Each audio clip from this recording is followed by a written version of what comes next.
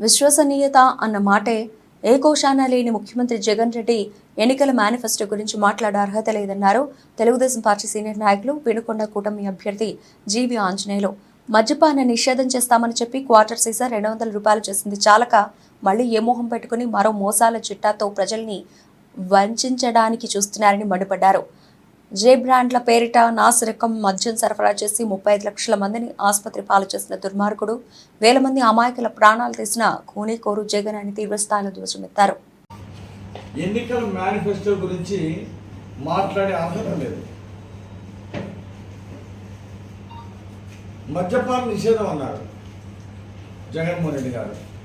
మద్యపాన నిషేధం చేయకపోగా మహానుభావుడు కోట్ల 60 రూపాయలు దాన్ని 200 చేసి నాసి రకం మద్యం, జే బ్రాండ్లు నాసి రకం మద్యం ఇచ్చి 35 లక్షల మందిని హాస్పిటల్ పాలు చేసి 5200 మంది ప్రాణాలు తీసినటువంటి దుర్మార్గుడు జగన్మోహన్ రెడ్డి.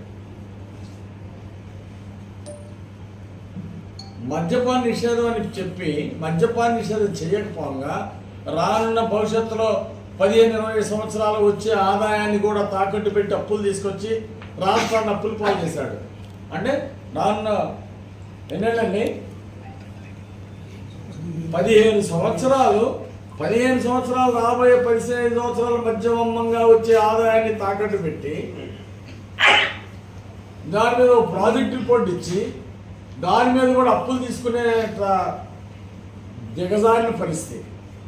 అంటే మద్యపాన నిషేధం అంటే ఇదేనా? అంటే మేము రాబోయే 15 ఏళ్ళు కూడా గ్యారంటీ మేము మద్యం అమ్ముతాం, దాని మీద కూడా దోచుకుంటాము అని చెప్తా ఉన్నారు.